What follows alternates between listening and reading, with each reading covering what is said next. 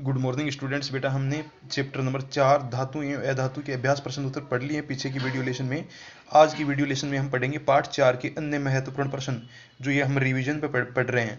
प्रश्न फर्स्ट है, आघात वर्धनीयता किसे कहते हैं? आघात वर्धनीयता किसे कहते हैं?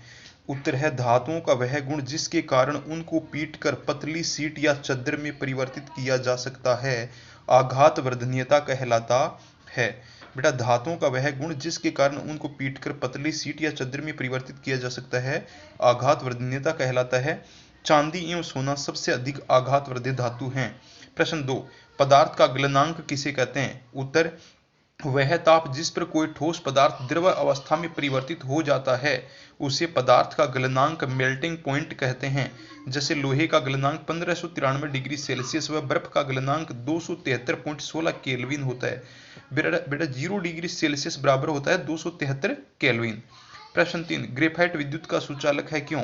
उत्तर, ग्रेफाइट की संरचना में मुक्त इलेक्ट्रॉन होने के कारण यह अधातु होते हुए भी विद्युत का सुचालक है। बेटा ग्रेफाइट क्या है? एक अधातु है और यही एकमात्र ऐसी अधातु है जो विद्युत की सुचालक है। तो क्यों होता है ये विद्युत का सुचालक? तो ग्रेफाइट की संरचना में मुक्त इलेक्ट्रॉन होने के कारण यह अधातु होते हुए भी विद्युत का सुचालक है। प्रश्न 4, मिश्र धातु किसे कहते हैं?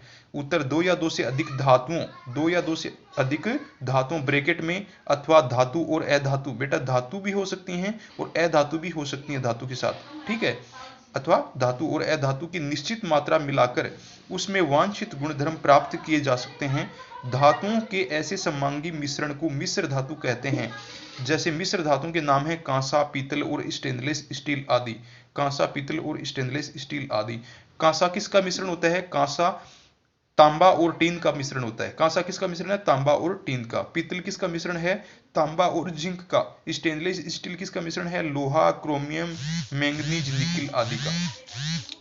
प्रश्न 5, ध्वनिकता से क्या तात्पर्य है? ध्वनिकता से क्या तात्पर्य है? ध्वनिकता, जब धातुएं किसी अन्य ठोस वस्तुओं से टकराती हैं, जब धातुएं किसी अन्य ठोस वस्तुओं से टकराती हैं अथवा धातुओं पर किसी वस्तु से आघात किया जाता है तो उनमें एक ध्वनि उत्पन्न होती है, उनमें एक विशिष्ट ध्वनि उत्पन्न होती है। धातुओं के इस गुण को ध्वनिकता कहते हैं। धातुओं के इस गुण को क्या कहते हैं?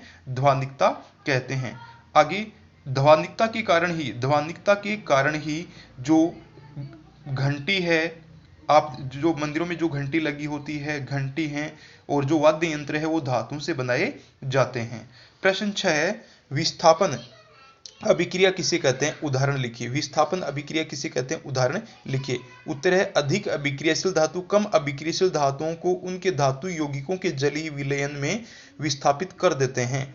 अधिक अभिक्रियाशील धातु कम अभिक्रियाशील धातुओं को उनके धातु यौगिकों के जलीय विलयन में विस्थापित कर देते हैं। इसे विस्थापन अभिक्रिया कहते हैं। उदाहरण, कॉपर सल्फेट प्लस लोहा। बेटा यहाँ कॉपर सल्फेट है ये लोहे की तुलना में कम क्रियाशील है और लोहा है ये कॉपर की तुलना में अधिक क्रियाशील है। तो कॉपर सल्फेट के विलयन जब हम लोहे की कील डालते हैं तो क्या बनता है? आयरन सल्फेट बनता है और कॉपर विलयन में मुक्त हो जाता है। क्यों बनता है आयरन सल्फेट? क्योंकि लोहा है ये कॉपर की तुलना में अधिक क्रियाशील है, इसलिए कॉपर सल्फेट के जलीय विलयन में कॉपर को क्या कर देता है? विस्थापित कर देता है और स्वयं का कंपाउंड बनाता है। तो कॉपर सल्फेट प्लस लोहा arrow iron sulphate plus copper, CuSO4 plus Fe arrow FeSO4 plus Cu। अगला है आयरन सल्फेट प्लस जिंक। तो यहाँ जिंक है वो लोहे की तुलना में अधिक क्रियाशील है, इसलिए क्या बनेगा? Arrow zinc sulphate plus iron, FeSO4 plus Zn arrow ZnSO4 plus Fe। Star में है, कॉपर की तुलना में लोहा अधिक अभिक्रियाशील है और लोहे की तुलना में जिंक अधिक अभिक्रियाशील धातु है। प्रश्न 7, कॉपर या तांबा के बर्तनों को अधिक समय तक खुला रखने पर उनकी सतह पर हरे पदार्थ की परत जम जाती है, क्यों? उत्तर, जब कॉपर के बर्तनों को लंबे समय तक नम वायु में रखा जाता है तो कॉपर नम वायु से क्रिया करके कॉपर हाइड्रोक्साइड एवं कॉपर कार्बोनेट का मिश्रण बनाता है। तो कॉपर है वो नम वायु से क्रिया करके क्या करता है? कॉपर हाइड्रोक्साइड एवं कॉपर कार्बोनेट का मिश्रण बनाता है। यह मिश्रण बर्तन की सतह पर हरे रंग के पदार्थ की परत के रूप में जम जाता है। संबंधित अभिक्रिया का समीकरण, कॉपर प्लस जल plus carbon dioxide plus oxygen. बेटा नम वायु में क्या है? जल भी है, कार्बन डाइऑक्साइड भी है, ऑक्सीजन भी है। तो कॉपर प्लस जल plus carbon dioxide plus oxygen arrow copper hydroxide plus copper carbonate, इनका क्या बनता है? हरे रंग का मिश्रण।